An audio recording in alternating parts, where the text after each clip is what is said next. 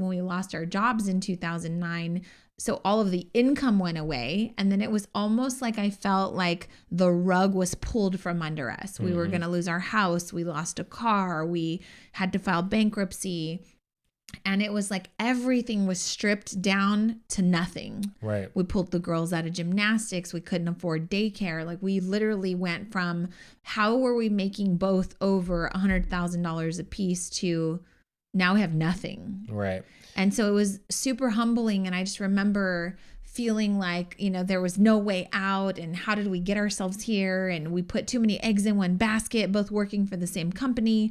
And then I remember just trying to tell myself that God wasn't saying, no, you don't get to have a house. No, you can't have nice things. He was saying, not right now.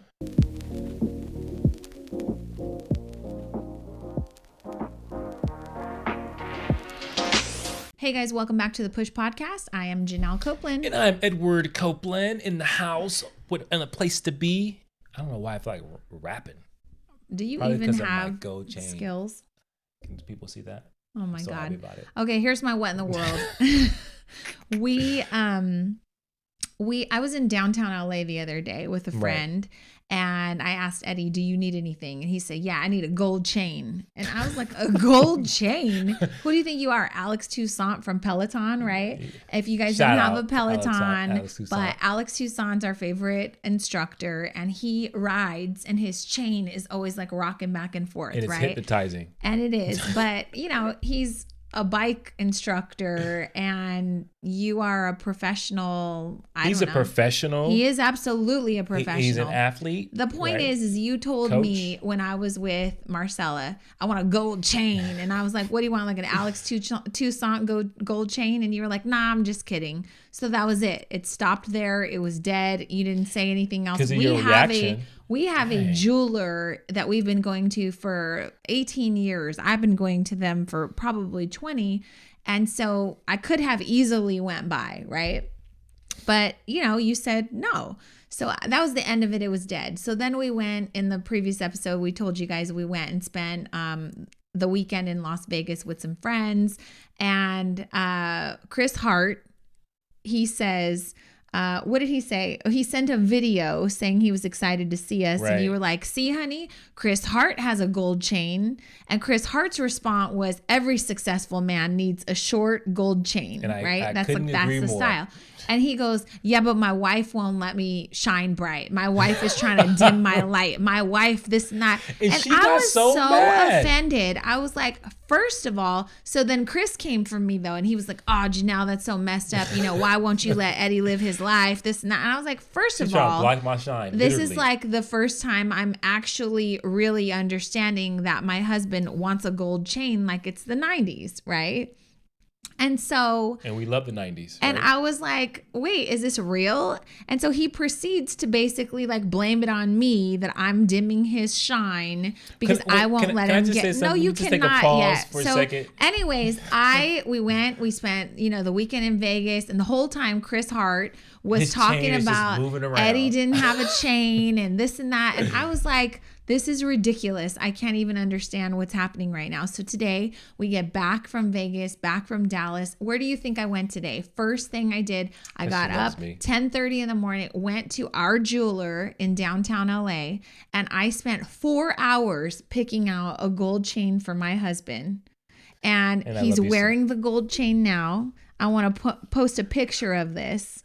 And wait, and she has something to say because I was going to put it on the outside of my collared shirt. Yeah, that's no. That's a no, hard no. I said, if you walk around with that on the outside of a polo shirt, I'm returning it. You won't even know it's gone. I just want the people to know that's the style right now. That's not the style. I'm just trying to make sure that I maintain the, So the girls, our daughters are gassing him up like, Dad, you just need to bring back the studs in your ears. And he's like, no, I'm not a child. I have to. I got to draw a line somewhere. Okay. So the gold chain makes you feel how? It makes me feel like I don't have to take any more steps. I just glide through life now. Like there's a different swag. As soon as I put it on, you felt swag. I felt connected to my ancestors. What in the hell are you talking? You don't even know who your family is. What are you talking about? You don't even know who I come from royalty. You do lady. not actually. I do. My dad. You actually didn't even know your dad. King of New York. King of Inglewood. New York. Inglewood. No, you never knew him. Yeah. And don't make me tell the listeners everything that you don't know. But I'll tell you this.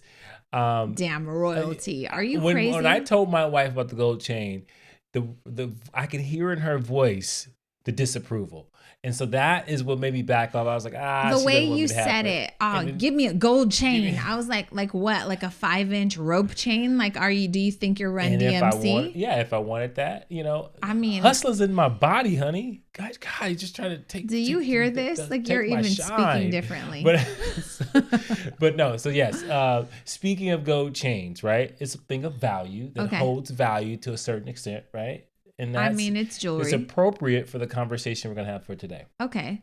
Right. But why did you feel the need? Like, do you feel like $1 million now that you have the chain? I'm going to be honest with you. I feel fantastic.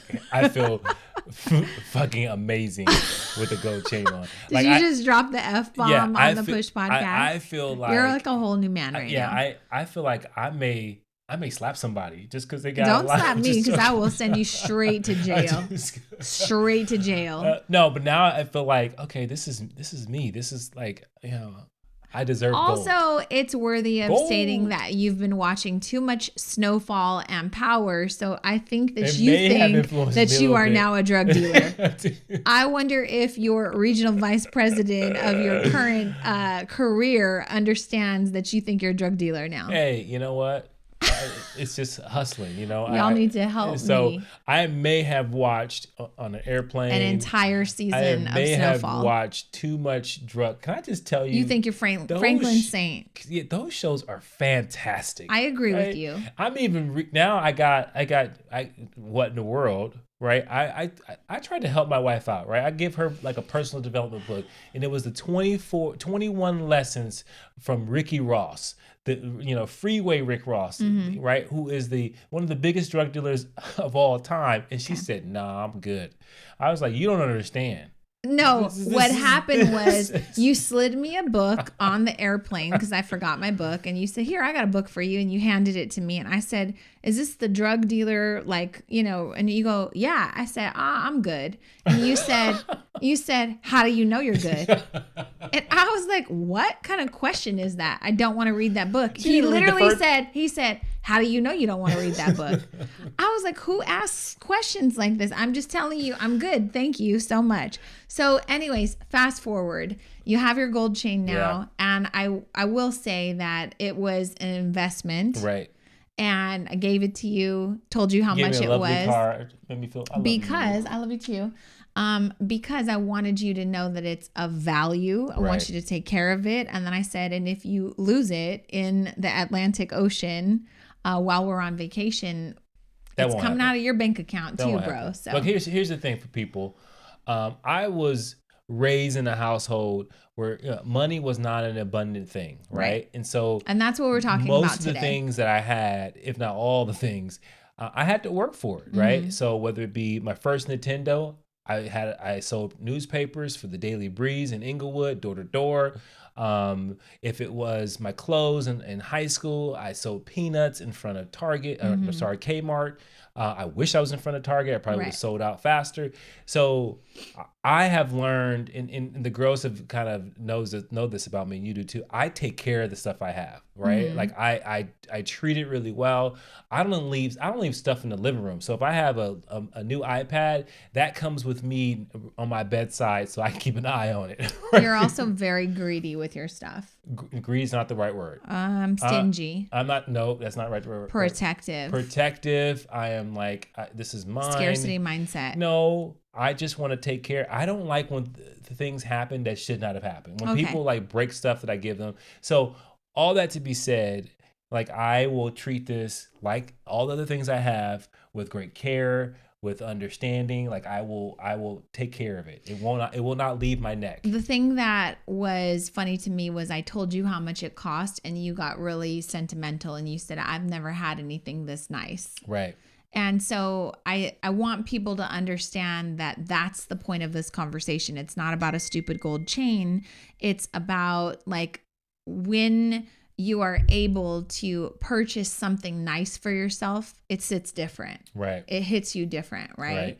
And we haven't always been in that realm of, what's the word I'm looking for? We haven't been privileged like that. Right. Up until maybe this point, right? Because we've really, really worked hard to get our finances in order. We've worked hard to repair our credit. And so this past weekend, I told you we went to Las Vegas. We got invited by some friends. We saw the Usher concert, went and ate at some nice restaurants. And, you know, we're at a point now where we can afford things that we could not. And we were chatting with some friends when we were in Las Vegas about our very first wedding anniversary. And we went to Las Vegas. We barely had any money. Barely, yeah. I mean, barely, right? I think I may have had a credit card with like $300. Right. And so we went to, he booked us a room with some coupon, or I don't even know how we wound up staying at the Wynn Hotel. It was brand new. Yeah. And we went to this dinner, and it was the most expensive dinner we've ever had in our lives. And we knew it was going to be expensive. And we were also like low key sweating in our seats because we didn't know how much it was going to be because there were no price tags on anything or prices on the menu. And we happened to go during Valentine's Day, and they had like a chef kind of menu, and it was this fancy thing.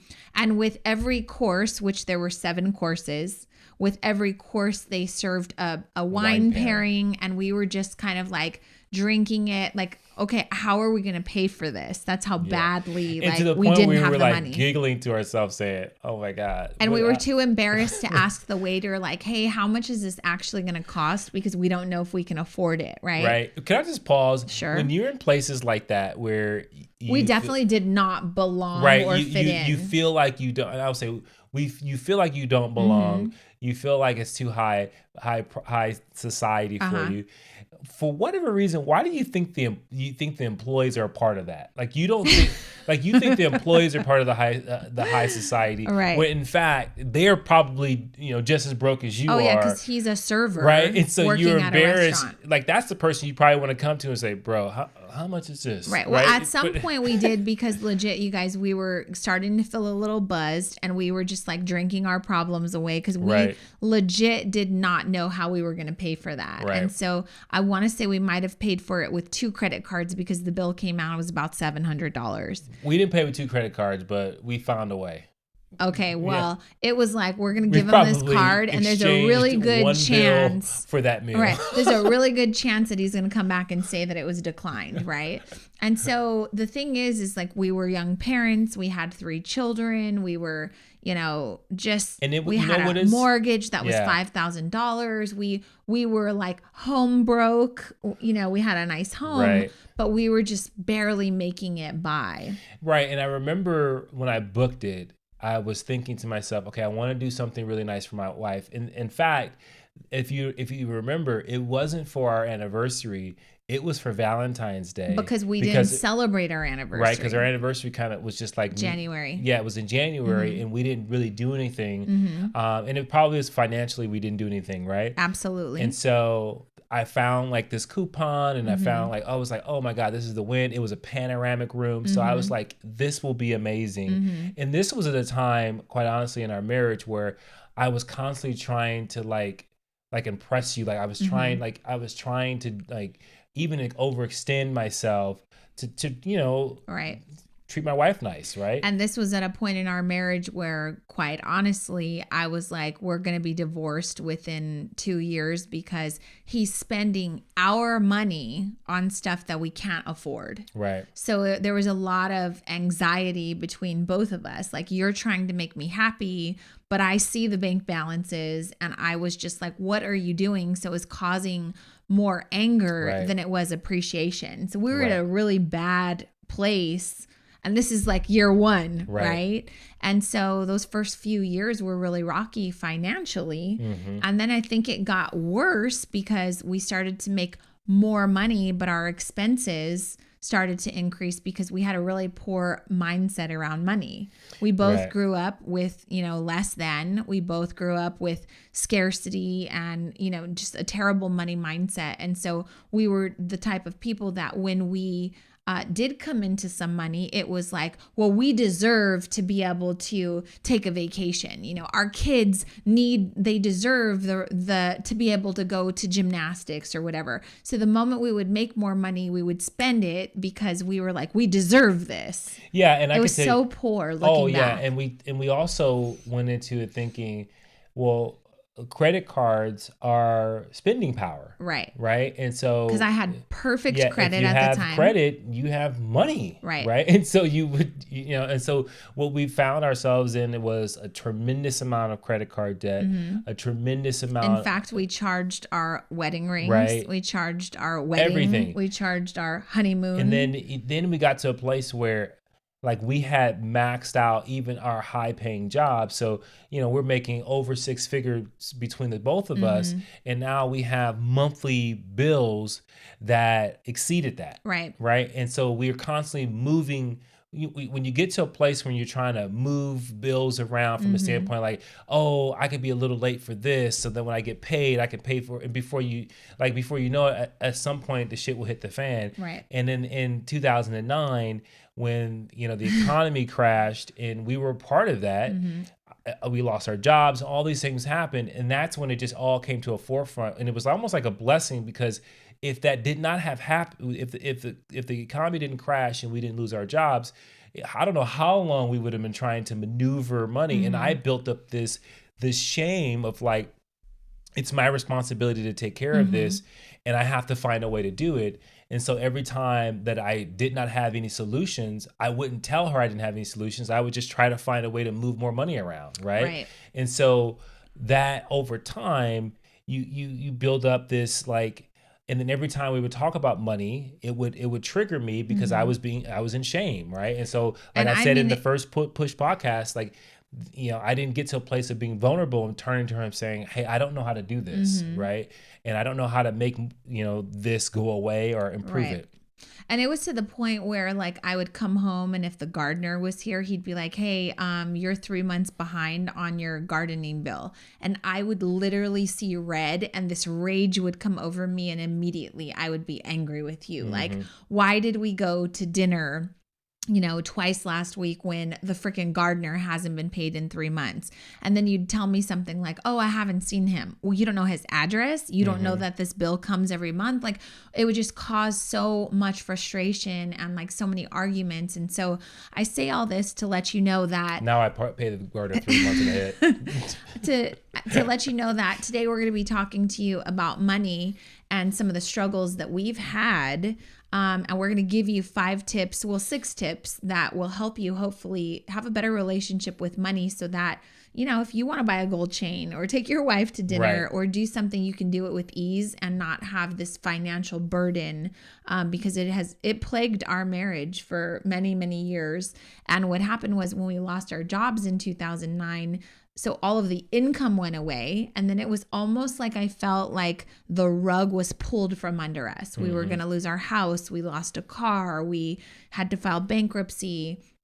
And it was like everything was stripped down to nothing. Right. We pulled the girls out of gymnastics. We couldn't afford daycare. Like we literally went from how were we making both over $100,000 a piece to now we have nothing. Right. And so it was super humbling. And I just remember feeling like, there was no way out. And how did we get ourselves here? And we put too many eggs in one basket, both working for the same company.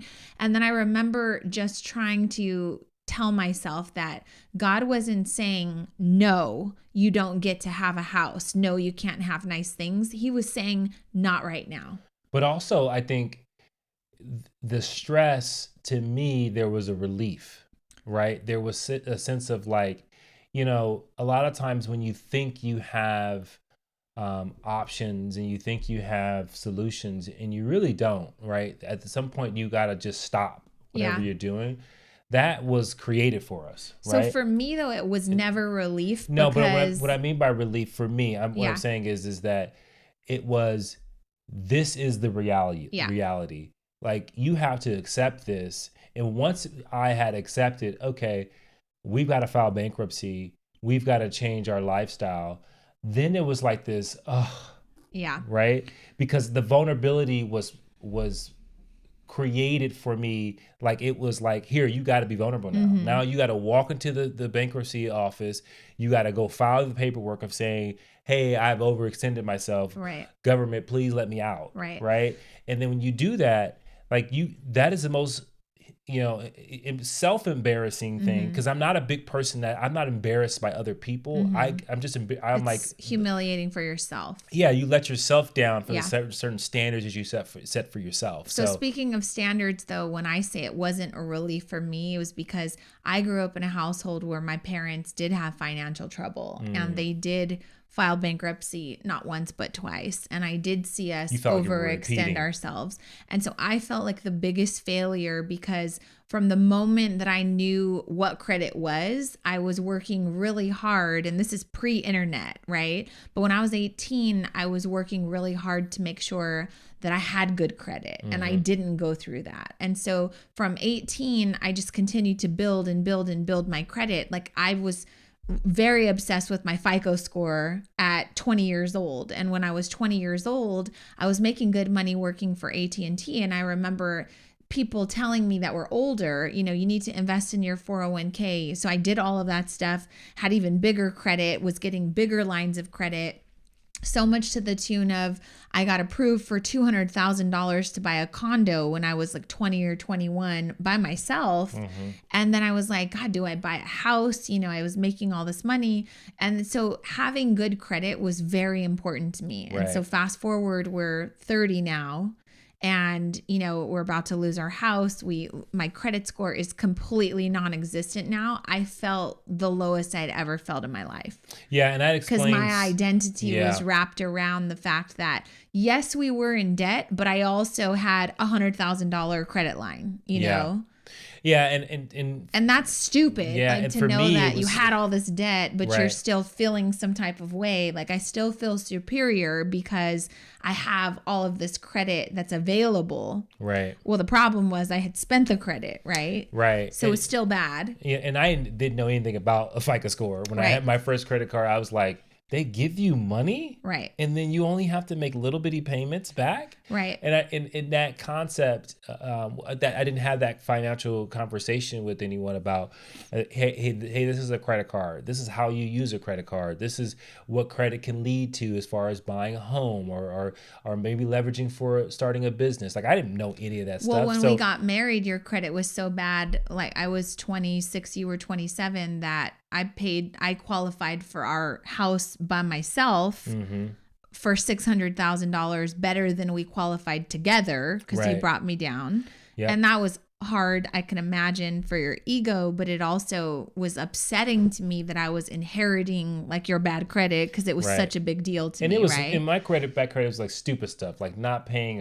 a cell phone bill, stupid, like $19, like and then charge cards for like Robinson's May, like dumb $32 balance stuff. Those caused so many arguments because I just remember a collections agency would like call me randomly now that I was your wife and be like, Edward Copeland owes $32 to Robinson's May and he hasn't paid it for 3 years. And I would just pull out another credit card and just like pay the balance off. But I was so angry, right? Yeah. And so we're pulling up old wounds to explain to you that the 2021 Janelle and Eddie is very different than the 2005 Janelle it's like and a Eddie. Sport now to pay it off. Right.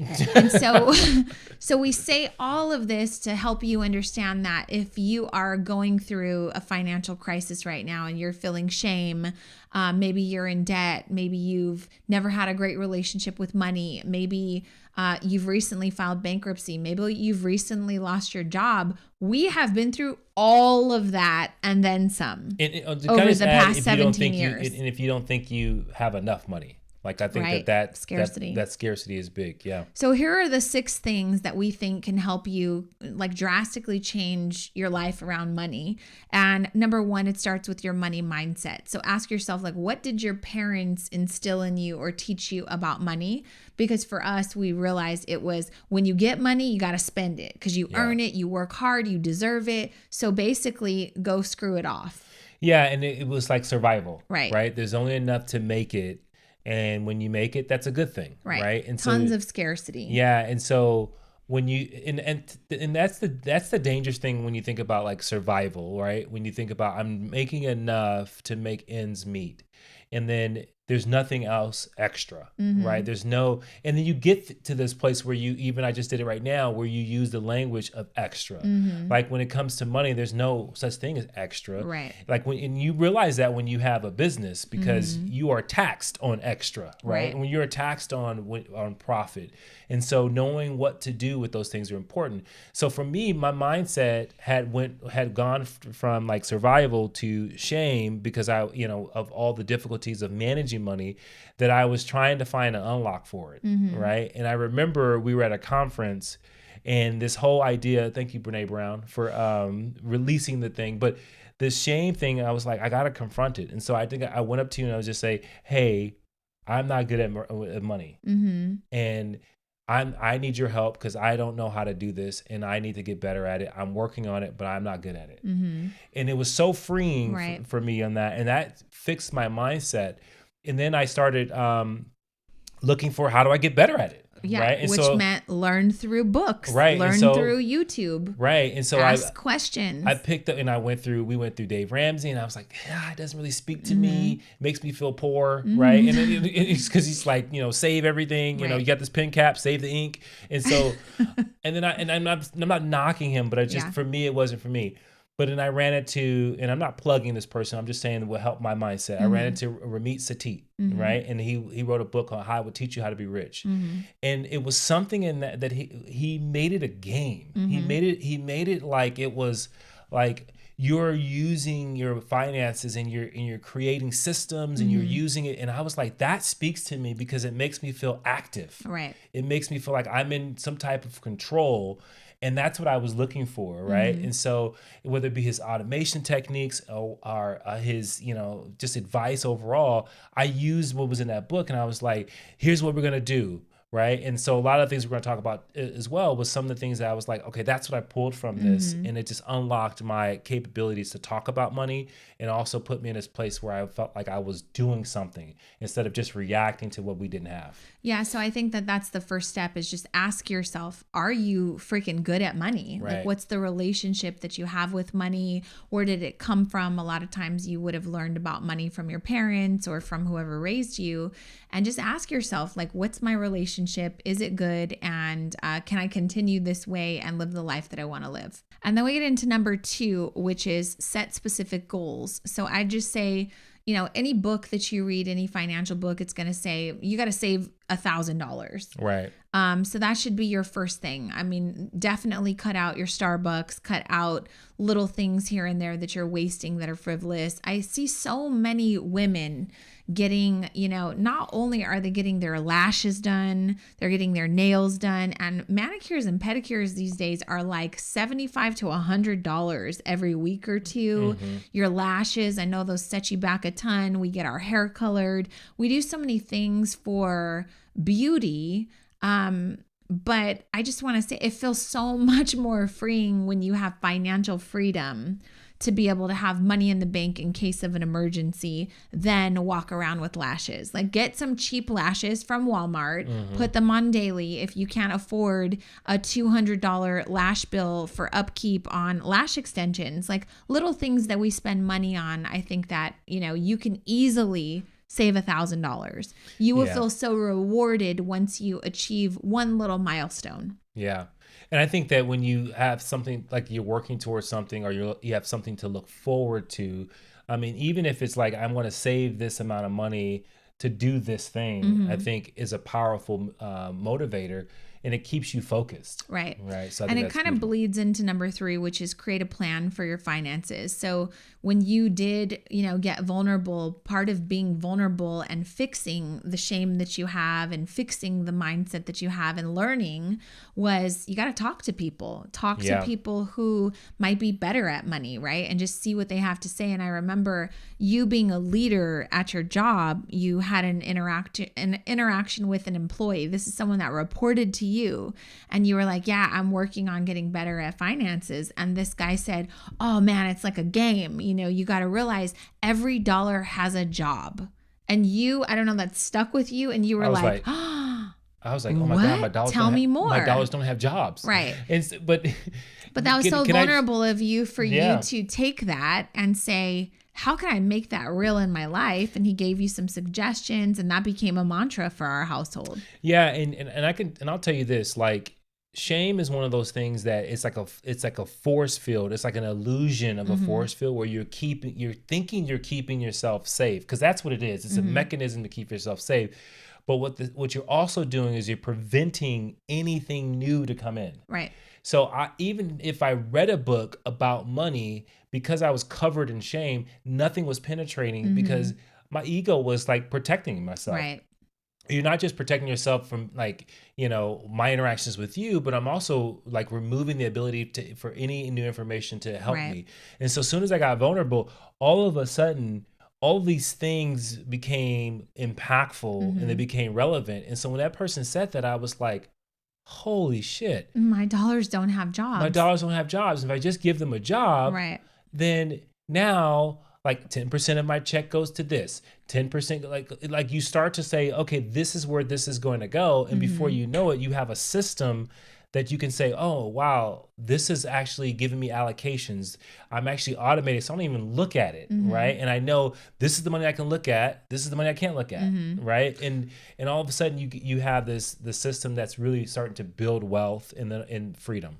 But if every dollar has a job, is it true? Then there's no extra. Like, you don't have extra employees just sitting around. You have like, oh, let me tell you what your job is. Your job is to go sit in the savings account. Right. Your job is to make sure that you're multiplying. So I'm going to invest you in a 401k. Your job is to make sure that you take care of the household finances. Right. Your job is to make sure that, you pay for college or whatever. So think of every dollar having a job. And then 2 kind of tips that I want to give you for that. When I say create a plan for your finances and give every dollar a job, I have a friend, his name was John Hensel. He passed away a few years ago. Him and his wife, Donna, they never made more than $40,000, $50,000 a year. But I swear to you, these people were bringing lunches to work every day. They were really frugal about the things that they spent their money on because their dollars had a job. And their jobs were to allow them a life that allowed them to live in a really beautiful home and travel all over the world. Right. And so they took lunches to work. They didn't spend tons of money on their clothes and things like that, but they paid cash for a car. And because they paid cash for a car, they didn't have to finance it and pay all this extra financing fees, right? So because they paid cash, they got a better deal because they were willing to not buy the newest vehicle. They would buy a slightly used vehicle, which was like 2 years old. They would always score and like wind up I saved $30,000 on this $50,000 car. Wait, what? Like, right. So people like us were just like, oh yeah, you pay payments because who has $20,000? Right. John Hensel and Donna Hensel did, right? And so then it was like, oh yeah, I can't have Chick-fil-A today because I'm getting ready to go to Alaska in 60 days. And me and Donna have been looking forward to this for the last 6 months. And so they were always looking forward to something. Right. So that's kind of like the key takeaway that I took from them was like, they didn't make much, but how did they make it work? They put themselves on a budget. Every dollar had a job. And they were always looking forward to something in the future that fueled them to be disciplined, right? I love that because even with like health, when you have a plan for how you're going to eat, like when we were competing, like there was a plan. So you didn't necessarily feel like you were depriving yourself. Right. You felt like you were working the plan, right? And I think that people feel like they're depriving themselves when they don't have a plan. They're just trying to cut back. Right. They're just trying to save. And like, oh, we can't do that. We can't do that. Instead of saying, think of it like this. I'm getting married in 6 months. So I'm going to say no to those hot wings because I'm about to look fly in my wedding dress, right? So he would say, I'm going to say no to dinner or lunch out at Chick-fil-A because I'm about to go to Alaska for 12 days, And so it wasn't ever a deprivation. It was always I'm cheering myself on because I'm super pumped up about where I'm going with this versus I'm on a diet because I'm getting, chubby and this and that. No, where are you trying to go? And let's let that propel you. And I think that, to me, that discipline is the ultimate freedom. Right? Because, for sure. Like, freedom comes from your ability to exercise discipline and not be a slave to your emotions and how you feel about things. Because when you do that, when you become a slave to your emotion, that is the opposite. Like, you think, oh, people tell me this, like, even with health, when you open a refrigerator and you eat what you want because you feel like it, that's not freedom. Right. That's being slavish, right? And so even with money, when you're only spending money because of emotions, you are a slave to your emotions. You are not exercising freedom. Freedom is the ability to say, I'm not going to do that because I want to do this, right? And so I think that that's powerful in having that plan. The last thing I'll say about creating a plan for your finances leads me into number 4, which is the combination of 3 and 4. So number 4 is learn to earn.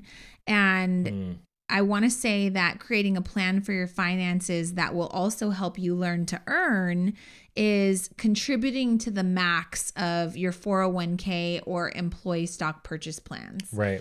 And so you need to go to your employer if you're not self-employed, and you need to say, what is the absolute most that I can contribute to a 401k, and what will you match? Right. Same thing with an employee stock purchase plan, because let me just tell you, like, employee stock purchase plans, first of all, I started the bakery with a lot of my 401k. Yep. And the employee stock purchase plan is helping us pay for our kids' college. Right. Period. End of story.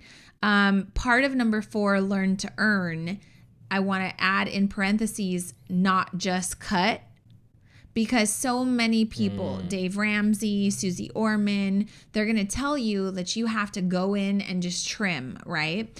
And although there is so much frivolous spending, like I said, you know, your lashes, your nails, your Starbucks, whatever, can I just be real with you? If you spent more time figuring out how to increase your earnings versus saving $3.50 a day for freaking coffee, you're going to be way better off. Because if you figure out, like, I'll do the math real quick on $3.50 times 365, but I'll tell you, it's not that much. It can be a lot if you figure out how to increase your skills, increase your contribution, increase, you know, your worthiness at your job and your career. If you figure out how to take on a new skill, if you figure out how to take a class and get better at something to create some extra income, that could far surpass you saving $3.50 a day on Starbucks. Oh, yeah. And when you become a person of value, when you work to become a person of value, like, you can't be denied. And people, and it's funny because when we have people who come over to the house and they see our book collection, I say every 10 books we have is probably 20 to 30% increase in income, right? And it's because you take that information, you apply it to something, it gets returned with the same amount of energy you applied it. In a lot of cases, that's monetary. And I think that when people want more money, they want to get something instead of become something. And when you become something of a value, then the market responds and pays the earnings of that and pays in dividends. And I think I'll never forget, I was coming up as a manager. I was working on my career, and I'll never forget one of the managers I worked with, and he came from another company, and so he had his salary was huge. I'm pretty sure he was making over $200 something thousand a year. And at that point in time, I was like, that will change my life, right? And so I'm talking to him, and he bought this big Hemi truck. Right? It was shiny. It was big. It was this big Dodge Hemi, and he was showing it off. I swear, I felt like it was like 10 feet tall. And I said, "Man, aren't you worried about the gas?" And he said, "You think I worry about gas money?" And I was like, "Oh," because I was coming from a place of I count every single dollar. And he's like, He said, "I earned." He goes, "You know what? The check I get from this place is my play money." Right. My money is in investments. I make money. That's how I build my future. And so he had mastered this one step of he knew how to earn, right? And I think that oftentimes people get caught up in, I just got to cut. I got to cut. And I understand that if you're just trying to like maintain a certain lifestyle, right? But if you are trying to change your life, you have to earn. Right. You have to earn, and that may be a side hustle. That may be, finding different things, getting a second job, whatever it may be. Let me just tell you, get good at the job you have. Or just get promoted. Yeah, exactly. Get promoted, right? So let me just give you some math. If you saved $3.50 a day times $365 days, so $3.50 for a cup of coffee at Starbucks. Susie Orman tells you cut your coffee out. You would only be saving $1,277 a year. That's not that much, right? Wow. And you might be real tired without your coffee. Here's the thing. If you have an average job, and you make $30,000 a year, if you were to just work your way up to a decent increase year over year, most companies give between a 3 and a 7% increase. If you got a 5% increase on a $30,000 job, that's $1,500. Right. So you just made your coffee. But guess what? You need to do better than everybody else at your job so that way you can earn a 10% increase in your salary, which would then take you up to $33,000 a year. And now you've just figured out a way to make $3,000 extra per year. Right. So here's the kicker. If you cut the coffee out, start making coffee at home, and you work on a 10% increase, you've just got yourself $4,200 extra in a year. Wow. That $4,200 can be put in some sort of savings account that earns you some sort of dividends that now gets multiplied, right? Well, that's crazy, because think about it like this. If I said to you, your life depended on it, can you make an additional $500 in a month?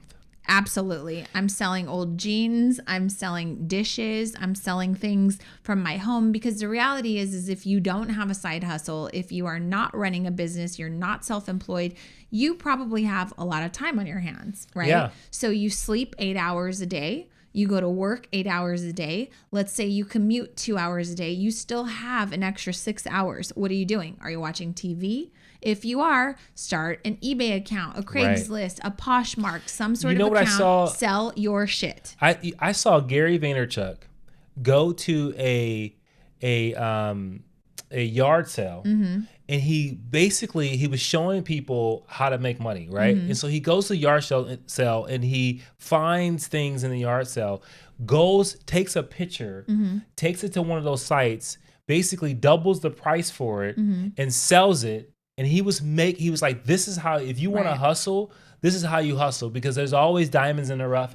People are trying to get rid of stuff at yard sales. Yep. So basically he was saying you can flip your yard sale purchases, make double your money back, and that's extra income. Right. So learn to earn could be, you're investing in books, you're watching Gary Vaynerchuk, you're listening to Dave Ramsey, Susie Orman, Ramit Sethi. Right. And we'll link all of that stuff for you in the show notes. But figure out how to free yourself up, say no to things that are not helping you earn, and figure out how to dedicate some time to get better in your current position or in your current career, or figure out how to do something as a side hustle on the side. So we're going to challenge you. Can you earn an extra $500 to $1,000 a month? And I guarantee that you can. Yeah. I guarantee you could sell some old CDs, some DVDs, a sound system. I would just take it as a challenge. I just start selling stuff in my house. Period. So we're getting ready to go to Greece, which is one of the things that sparked this conversation about money, is because this is our dream vacation that we have spent a really long time saving up for. Right. And it's perfectly planned because our family is getting ready to be kind of cut down. It's cut short, right? So we have 2 kids going away to college. We wanted to create some memories for them this summer. So we have saved up to be able to go on this amazing vacation. And so we're going to get into number 5, which is the 5th tip, is leverage your credit. Do you know that the Copeland household, we have just had a better mindset and understanding around how to leverage credit, which has been something that has in the past got us in trouble. But now that we know exactly how much it costs us to run every aspect of our household, we can use our American Express, and they're not paying us to say this, but we use our American Express to pay for all of our monthly bills, and then we pay it off 100% at the end of every month. And the reason why American Express is so great is because you have to pay it off every month, right? So we pay it off, and in exchange, they give us a shit ton of points. Right. Which is paying for our trip to Greece. Yeah, and it was something funny because we didn't leverage credit before. We used credit, right? We used credit to just, to spend more than what we actually had. Mm-hmm. But now we're like, okay, they are willing to say, we'll give you these points if you just use this card. Right. And no problem. And so now we're like, okay, here's what we're going to do. We're going to basically say this is automated. We know how much it costs. We're going to pay it off every single month. And before you knew it, we had, close to 400,000 points. Mm-hmm. And our a trip to Greece only cost $440. Mm-hmm. High five. And so you like, those are things that you have to like really start to think about and say, hey, that's another form of saving. Right. Because that if we would have paid for that cash, that would have been another $7,000 or whatever it was for airline You're tickets. Talking about just airfare, just so we're clear. Right. Just so we're clear. But, leveraging your credit. So an example of this would be if you are a small business owner and you went through the pandemic, the government offered a PPP loan, right? And I had so many people in our community saying, no, I rebuke that. I don't want money from the government. I don't want to have to pay that back. It's, 2%. And I was like, do you know how little 2% is? I'm about to take that money for the cake mamas and use that money to make a shit ton of money. And then I'll be happy to let it rain to the government back with 2% interest, right? So that is wrapping your mind around figuring out how to leverage your credit versus looking at debt. Yeah. And that's a fine line, though. I do want to put it out there because if you don't have the money, then definitely don't put all of your household expenses on your American Express. Right. And, this was something that was kind of new to me. A friend of mine said, they were talking about loans and stuff like that. And he was like, if it's a 1%, interest, that's like cheap money. Right. Use that money before you use your own money, but make more money to pay it and back. So his thought process, which I thought was fantastic, was like, if you gave me, he said this, if you gave me $50,000 and you only charged me 1%, I know I can turn that $50,000 into, let's just say $70,000. Mm-hmm. And now I'm winning. Right.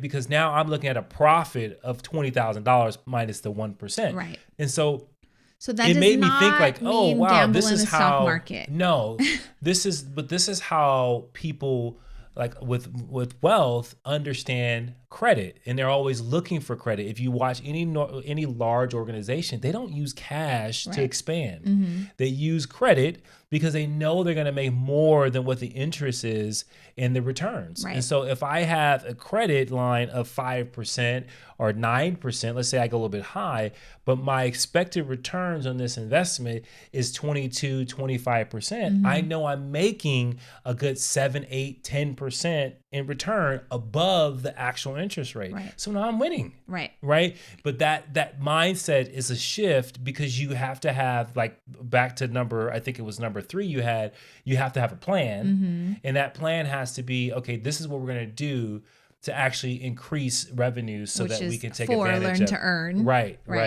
And so they all kind of go hand in hand. Yeah. And then lastly, I'll just tell you, start your kids off early. You got to have the conversations about money that you wish would have been had with you.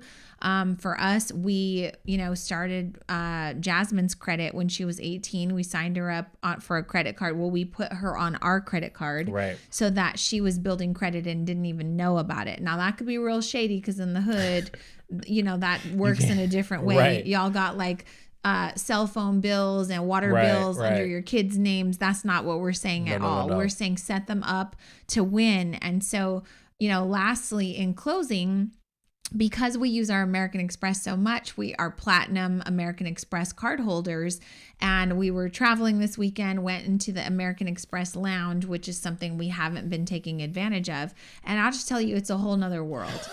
And so we walk in, it's a very bougie lounge. It's very, it is privilege. And coming from the 2005 Janelle and Eddie that used to not know what we were doing with our money, spend it just in a way that just did not serve us, going from there to being able to walk in to this American Express Platinum card holder lounge, to you, it might sound bougie. To us, it felt like an accomplishment. Yeah. And I was really humbled by it. And so we walked in with Jordan, our 16-year-old, and she whispers, she goes, Mom, this is bougie. And I was like, I know. And she goes, it also oddly smells like very sanitized, kind of like Axe.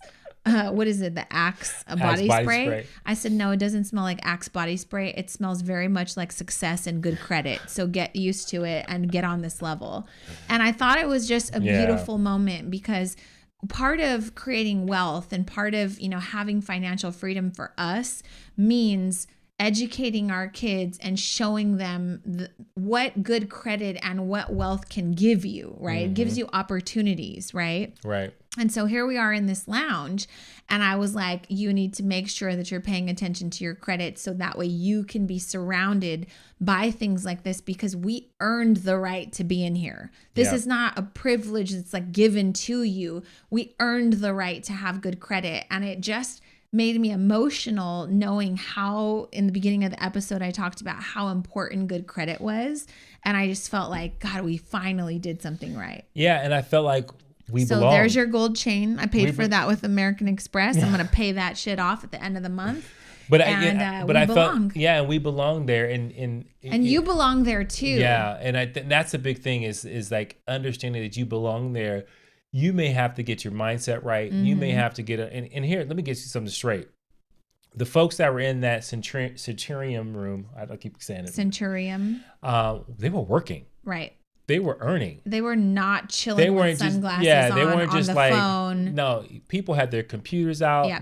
And so there were business deals being made. And I was watching this lady. She was a lawyer. She was talking about her case. And you can tell people got that not just because they wanted to chill on their layover, right? But they're like, I got to keep working, right? And I want to work at a table at a desk. There was a boardroom in there. There was like, and so booths where you can have private conversations. There's free alcohol. There's massages. There's like everything that you need, to be comfortable, recharge, and work. Right. While you're traveling. And so we'll leave you with that. I hope that this episode served you. If you got anything out of this money episode, we were really transparent in this. Right. Like we had some major money issues, and I hope that us sharing, our experiences has helped you maybe have some conversations that your parents didn't have with you, or the people that raised you didn't have with you, because we know that we didn't have these and they would have been very beneficial to us. So continue to push through. Please take 2 seconds to leave a review, rate the podcast, let us know what you got from this and what you're going to do to take action with your money going forward starting now. I love it. Push through, guys.